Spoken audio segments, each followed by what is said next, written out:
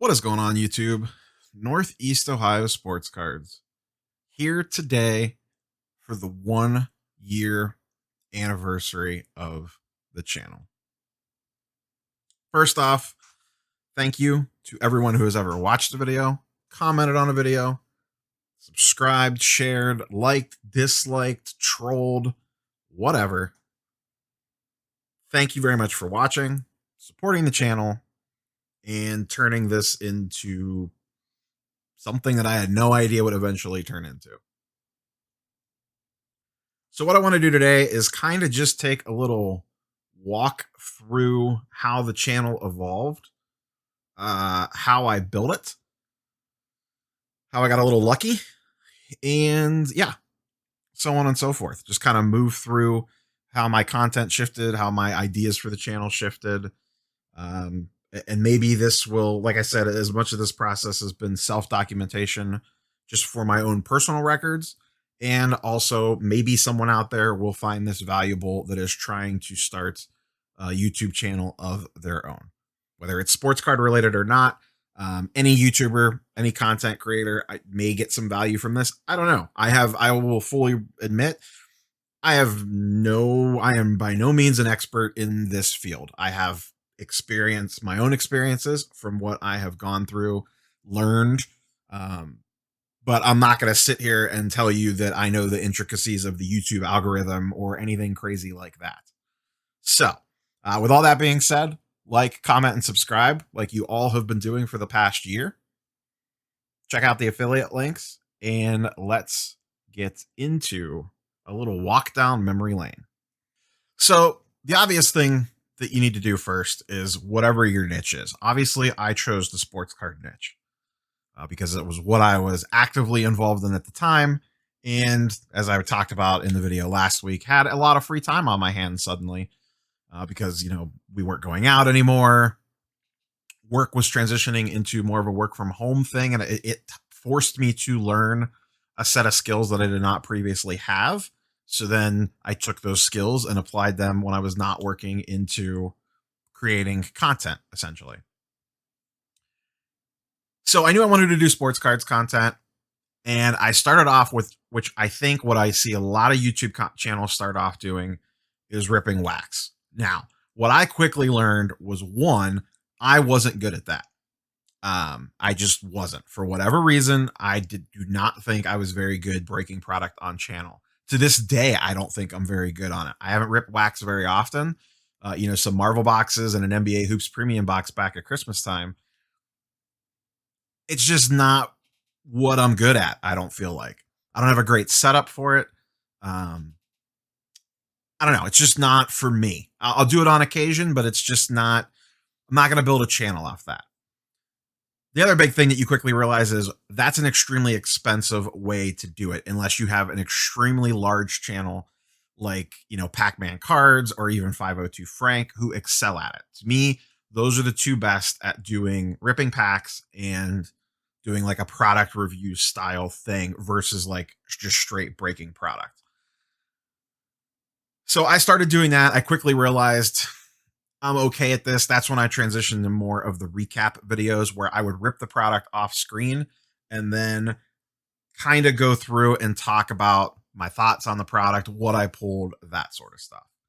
And I was doing okay with that. I mean, you could see the initial view counts there, 182 views, 103, 56, 128. So then what I realized was, okay, let's do something that let me make a video about questions that I see all the time. So one of the popular questions, I am in a ton of Facebook groups. Facebook is very take it or leave it, but it is a valuable resource for the hobby. And I was in a bunch of different buy, sell, trade sports card groups. And one of the most common questions you saw answered or asked was, how much is X worth? Now, also remember, this was a year ago. So I made a very simple, this video right here, Sports Cards 101, how much are my sports cards worth? My first video that actually got decent amount of views. Two reasons why. One, it was a evergreen topic. The biggest issue with Sports cards content, specifically the type of content I'm doing, 95% of it is not evergreen. It is relevant for a very limited window of time, sometimes hours, sometimes a day, sometimes a couple days. There's been times I've recorded a video in the evening and something happened after I recorded the video that completely changed the context of that video. A big one that comes to mind is I recorded a video and then LeBron turned his ankle the night that he returned his ankle, and I already had a video recorded and ready to go for the next day. So I had to record an update video in lieu of, because I didn't talk about that. And that was a major thing when he was going to be out for a while. So I wanted to make something that answered a pertinent question that I saw all the time. And not so much that people would search for that, but every time, and this is how I grew the channel in the early days, more so with a video we're going to talk about in a second. But this is where I kind of figured out, the base level of the YouTube algorithm, which I just knew this from watching a bunch of YouTube content. If you watch a video on someone's channel, YouTube is more likely to recommend a video to you. So I took this video, I made it extremely short, and it's literally just how to look a card up on 130 point. And it's pretty mediocre at best. But every time someone would ask that question on social media, a Discord, Facebook, or whatever, I would post the link to that video. I did this for a while, and then eventually I kind of just phased off of it. And that would just help someone watch one of my videos and then potentially have YouTube recommend for them to watch another one of my videos later on. So once again, I continued doing box breaks and recaps for a while there because that was, once again, I had not really found my groove yet. I was still trying to figure this whole thing out. Let's talk about one of the major luck points really quick. The first thing that I got lucky on was timing. Back when I started the channel a year ago, and it sounds like forever ago, but in internet terms, it really is, there was not as many sports cards content creators. And the ones that were out there were mostly breaking and mostly doing product reviews. There wasn't a lot of just general market talk type stuff. Jeff Wilson at Sports Card Investor was, in my opinion, one of the pioneers of that style of content creator. And there very well may have been other people out there doing it. They just never caught onto my radar. At some point, I knew that I needed to get away from ripping product. The views weren't coming in great. I just didn't feel like I was very good at making those videos. So I started to switch things up. At this time, this was when retail was beginning to get hard to find. And I had a very good system in place that I figured out for a large swath of stores by, checking the stores every day, seeing if product got restocked, taking a picture of the shelf to see if product had been restocked, slowly whittling down the days on when mostly Targets would get restocked in my area. And remember, this is a year ago. A lot of people weren't taking it nowhere near to the extreme that it was now. So I had very good success for a lot of months. So what I did was I said, okay, because one of the other most popular questions you saw all over Facebook, Discord, etc., when does Target restock? When does Walmart restock? When does Meijer restock? How do you find cards at retail? This was when things were starting to becoming harder to find and people had not figured out, most people didn't know that Excel stocked one and Anderson stocked another and that it wasn't Target stocking it and that a vendor came on certain days. Like, this is back when that knowledge wasn't like it is now. And like I said, I was having a lot of success finding retail at the time. So I made a video, this one right here. And this was, I think, the key video that took me from, maybe take me from is not the right word, that kind of leveled me up, that got a lot of traffic to the channel. So I recorded this video and it initially did fine. It actually did pretty well right off the get. But what happened was, same thing with this video. I would share this video everywhere. Every Facebook group, anytime someone got in a discussion about retail, I posted this link. Anytime someone in a Discord started talking about retail, I posted this link. And people found very good success with it. And then other people just started sharing it by itself. Like I wasn't even sharing the link anymore. I would just see people sharing the link for it. It's completely dated now because the whole retail world has changed. But a year ago, in June of 2020, it was very relevant because it was getting shared so much in social media. And like I said, I myself was sharing it. Other people were sharing it. But like I said, I would control copy that thing into every Facebook rant about retail I could find. If it was remotely about retail, I put that in there. And it was constantly generating back then like 100 views a day, which in those days was a lot for me. I was like, holy smokes. What that also helped do was keep it on top of the search history. So like if someone searched Target or Walmart retail hunting or looking for sports cards in retail, this video was always towards the top. I also had a very good thumbnail on it. And this is when I learned, and you can see right here, look at how bad these thumbnails are. Like they're absolutely garbage, terrible. This was the first video right here, a month in, almost exactly a month today, actually. I was figured out how important thumbnails are. Everyone said that they were. I kind of blew it off. This video took me from getting, 50 to 100 views a video to 100 views to 200 views a video to 300 views a video. And also helped my subscriber count quite a bit. Now it's finally slowed down now. It actually still gets pretty okay views, all things considered. It's a year-old video. But for the longest time, this was by far my most popular video. This video had very long legs. It was getting probably a couple thousand views a month, which back then, once again, it was a very small channel. I don't remember how many subscribers I had at a time. But a lot of people watched this video. Obviously, some people didn't watch it for very long. That's a whole different ball of wax. But right here is when I transitioned away from opening product and more into just general hobby discussion. Now, I made a couple key decisions here. One, I knew right from the get-go, I did not want scripted content. I know a lot of people out there script their content. If that's what you do, that is perfectly fine. To be quite honest with you, I just did not have the time or want to spend the time writing a script. All I would do is think of a topic.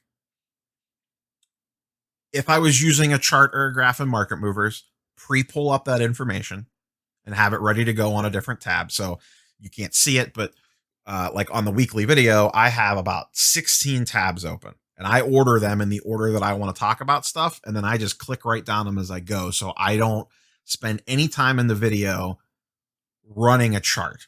On occasion, you'll see me do that. Usually it's because I thought of something midstream and I kind of want to see the data for it.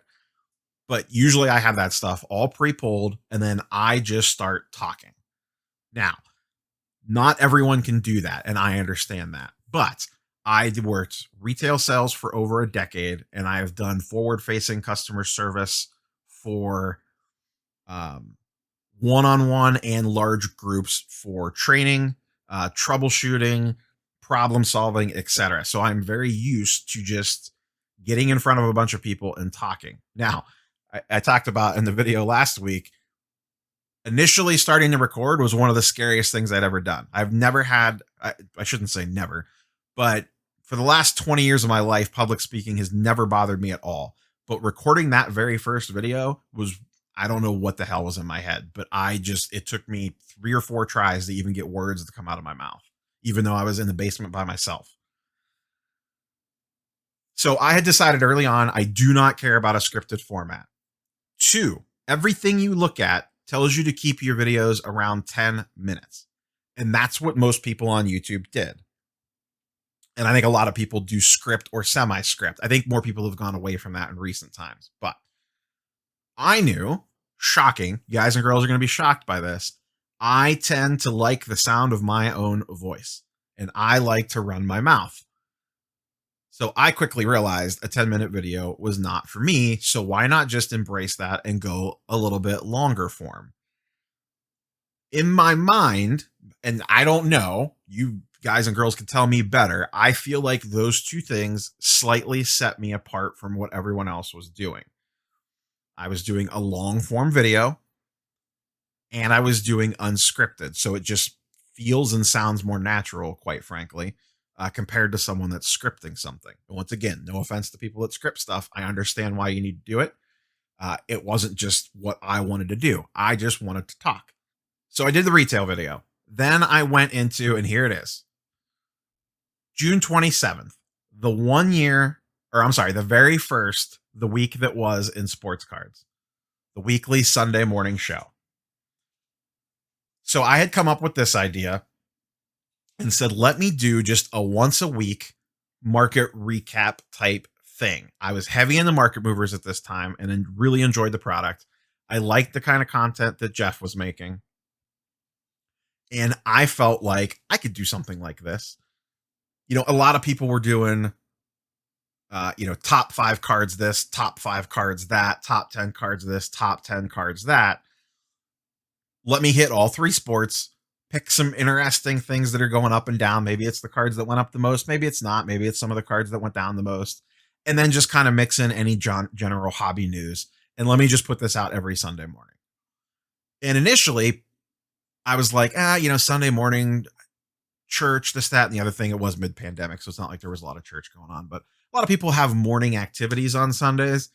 But what I found was that video, for whatever reason, does extremely well in that Sunday morning time slot. And I was also still figuring out the whole when should I post things, when, time of day and all this. So initially I was posting in the afternoon, and then at some point in time, and I really don't remember when, I switched to the 9 a.m. model. Probably when I had to start working back in the office more, because then I would record late at night to post first thing in the morning. And then I kind of go from there. And this is where the channel flipped from box opening product to just general hobby conversation. And you can also see that the views increased. So here I'm over 200. I'm getting into the 200s and 300s. And then, still continuing the weekly market updates, PSA submission videos, your standard stuff. Then I had my next decent sized video, and that is this one right here down at the bottom of the screen. Does it still make sense to submit cards to BGS? And that is one where I went on a little data deep dive into the price changes between PSA, BGS, and SGC, and kind of broke down the whole, it costs this much to grade. Here's your return on investment. And that video did extremely well. 1,000 views. That was my first video to 1,000 views that was not the retail hunting one that I shared all over the place. This one just kind of got there on its own. And this was another one where I did share it a lot because grading topics are extremely popular. So I would take that, copy paste it, drop it into random Facebook threads about, hey, should I grade with BGS? Should I grade with PSA? And then we continue down the life of the channel. I'm not going to go through every one of these videos. God, that would be a terrible experience. But, I keep doing the normal stuff. Let's fast forward a little bit here. So up to this point, I felt doing pretty decent. I was getting a few hundred views per video. Every once in a while, one would pop off. But then the channel kind of took another little step when the NBA playoffs started and the bubble games. And I started doing, kind of more reactionary coverage on the card market. It also coincided with the card market being ridiculously hot at its all-time peak. So as we get into August here, you see a big change. Prior to that, most of my videos were doing between 300 to 700, depending on the topic.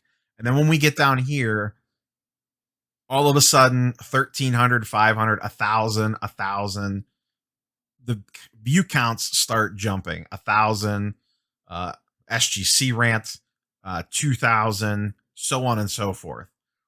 I had a very successful NBA off seasons run where I did like a 4 or 5 part series, where I talked about, different off season targets, players to buy. Those all did extremely well. And now we're basically off and running. I'm getting anywhere from 1,000 to 2,000 to 3,000 views per video. Just kind of depending once again on the topic. They vary wildly, depending on, any given thing, but I'm consistently getting over 1,000 views every video, which in the grand scheme of things doesn't sound like a lot. And I know a lot of people are going to be like 1,000 views. That's nothing. before you spout off at a content creator for, oh man, 1,000 views is nothing, 1,000 subscribers is nothing, you're small time. Try it for yourself. It is so hard to do this and to get noticed in this space. It is ridiculously hard, let alone to keep it up and to keep growing something like this. Like I said, I got extremely lucky. I timed a lot of things just perfectly. I had a lot of help along the way with, some people recommending the channel, people talking about the channel. And then, like I said, a lot of luck along the path as well helps a lot. But anyone producing content will tell you any of these little milestones mean a ton. And it's hard. So before you go rail on a content creator for being small time or not a lot of numbers or whatever, try it yourself first before you speak on the matter. And then you quickly find out exactly how difficult this is to pull off. It is not the easiest thing in the world, especially it's even harder now because there's so much competition in the space. So anyways, sorry about for that little sidetrack rant.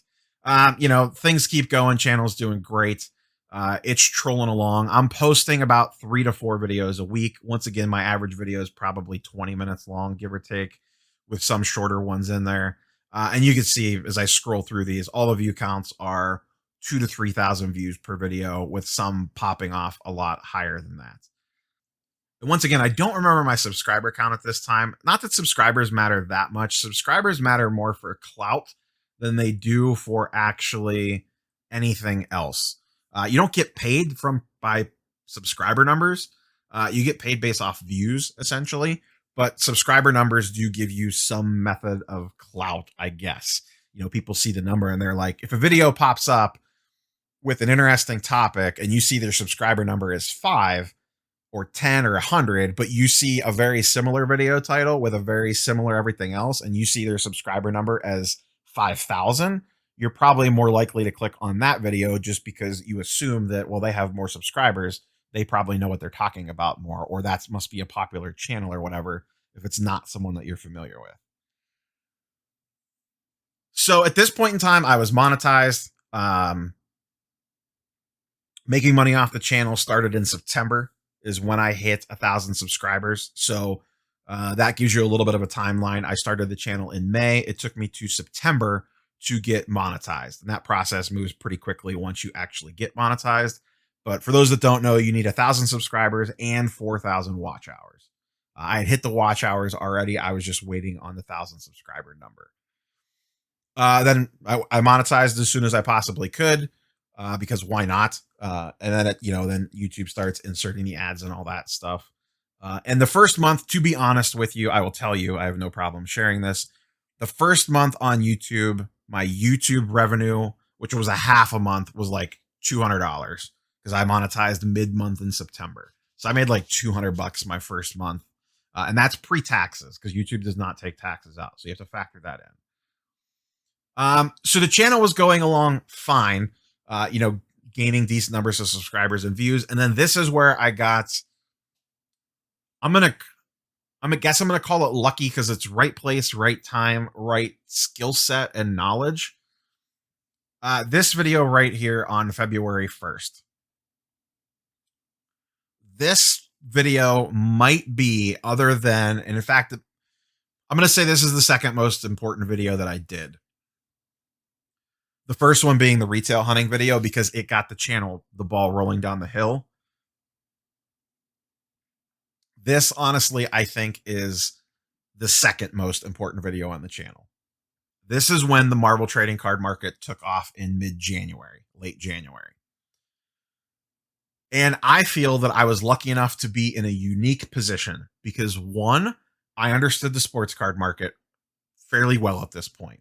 I understood PSA, grading, etc., all that stuff. I also had an intricate knowledge about early 90s Marvel trading cards because I collected the crap out of them as a kid. Still had a lot of them and just had a lot of general knowledge about it. Now, there are plenty of people that have a lot of sports card knowledge. there are plenty of people that have a lot of Marvel trading card knowledge. I personally don't think there was a lot of people that were overlapping the two, because there was not a lot of people from the Marvel side of things that understood the grading process. And there wasn't a lot of things on the sports card side were understanding why these things were potentially popular. So mix those two things together, made that video, and that video went pretty crazy. I mean, 36,000 views is not a ton, but that thing just cranked out views like crazy. It was for at least the whole entire month of February. It was almost my best performing video every day. Even against new content that I was dropping, it was getting at least, around 1,000 views a day. So it would be like the second most popular video, depending on what I released that day, for almost a solid month. It also probably gained me the most subscribers ever for the channel from one video. And it put me on some other people's radars in other niches that I necessarily wasn't in. I started pulling in people from the Marvel trading card area, some people from the comic book world. And it also directly led to me being a guest on Jeff Wilson's Sports Card Investor Show, which was a huge boost for the channel as well. Thank you, Jeff. I mean, I had already, I had very extremely casual conversation with the SCI team, because I'm obviously a Market Movers affiliate. I am very active in the Market Movers Discord, and we had talked on there a few times. And there's a premium members thing where Jeff pops in every once in a while and talks with the members and stuff. So he was intrigued by the sports card trading card market explosion and just the non-sports card market explosion, and wanted him to have me on to talk specifically the Marvel angle on that. And that turned into, I think in February, I gained 2,000 subscribers, and I attribute probably at least 75% of those subscribers to that video in some shape or form. Because that video did extremely well. That was probably the biggest right place, right time, right skill set video that I made in the entire history of the channel, I would say.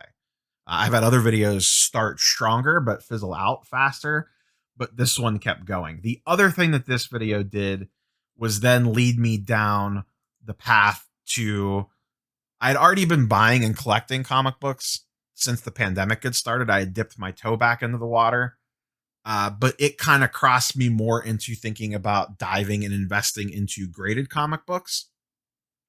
And then that's when I expanded the content out into that. And then that once again opened me up to a larger audience, different people watching the channel, and then also opened me up to opportunities there. Like more recently, I've been on Reggie Collects a couple different times because I ended up on his radar just because of the whole outside perspective thing. And like a lot of people from the comic book industry were tuning into the channel because, whether they agree with me or not, I just had a different perspective from what they were used to hearing.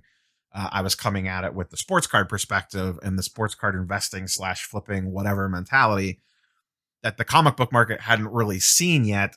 So I just had some outside the box takes for that market to dig into. So it put me into that world as well. And once again, I had not an intricate knowledge on the comic book world, but enough because I collected them as kids. I've always been a big comic book property fan. I read a lot of comic books on Marvel Unlimited. I didn't understand the intricacies of like their grading, like how to submit, all that stuff, but I knew what books would be important books to go after and talk about, etc. So that helped bridge the gap for me to transition from just strictly card content to non-sports card content, and also move into the world of comic books. And then that pretty much just takes us up till today. So that's kind of a little walk down memory lane and kind of how I've gone and how I adapted the channel over the past year with, once again, continuing growth. If anyone has any questions, comments, whatever about this wild ride, feel free to let me know.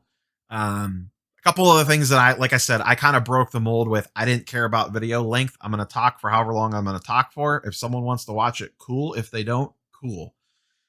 I try to personally stay away from the whole top 5, top 10, X part, go buy this card, go buy that card. I'm not going to say I never do them because I do them on occasion, but I tried not to make that the crux of the channel because once again, there was a lot of people out there doing content like that. I wanted to be different from those people. And once again, nothing wrong with the people that do that content. It's perfectly fine content to make. I just didn't necessarily want to rely on that as my primary base and just kind of get lost in the crowd. So the next video in this little series that I'm going to do, and that'll kind of wrap it up. And I don't know that it'll be this week. It might be next week. I will do kind of a little behind the scenes thing about like how I record the videos, what equipment that I use, my editing process, which is not very much to be quite honest with you. That sort of stuff, what software I use, what some back end tools that I use to help like when posting videos and things like that. Just that kind of odds and ends of stuff, more in the weeds nonsense. Once again, I don't know how many people will care about it, but I think it'll be just interesting to document just so I kind of have a personal record of it. But, and for those wondering, I don't know that I'll ever do. I know a lot of people share like, hey, this is how much I make, yada, yada, yada. I don't know if that's interesting or not. Sometimes it just feels kind of like flexing, but some people are genuinely curious. I will be honest with you at this point in time. I do okay. I'm not quitting my day job or anything like that, but it helps me buy a lot of dumb stuff like graded comic books and sports cards. I probably make after taxes right now between YouTube and affiliate marketing, a few $1,000s. I'll leave it at that.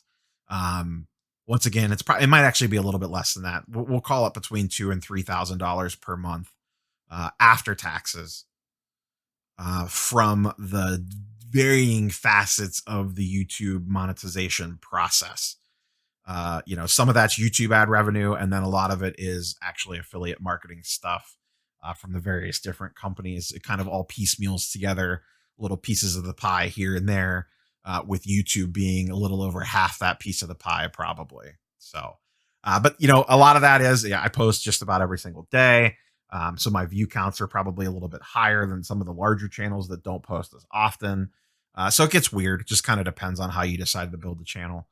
But yeah, that is a walk down memory lane and kind of how I transitioned the channel, got a little bit smarter about content that I was making, and just kind of move things along. Once again, I have no idea if this was of any interest to anybody, but hopefully someone here, if one person gets some education out of this, then it was all worth it that they could use to help them build their channel. And if anyone's still sticking around, probably 35 to 40 minutes into this video, I would like to know, I'm genuinely curious, what was it that either brought you here or made you stay or whatever? Just something along those lines. I'm just genuinely curious what, either how you found the channel or what convinced you or what led you. What was the reason why that you're like, yeah, I'll subscribe to this idiot and keep watching his shenanigans and nonsense.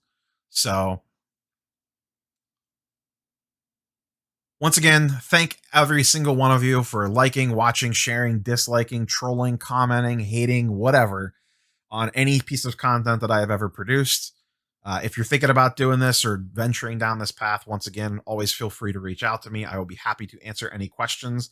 Once again, I am by no means an expert in this, but I can probably shed some light on some things or help you out with any questions that you may have on the wonderful YouTube process. My IG is the easiest way to probably get a hold of me. That information is in the description box down below on this video.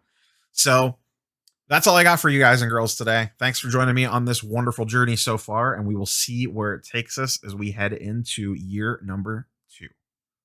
Peace.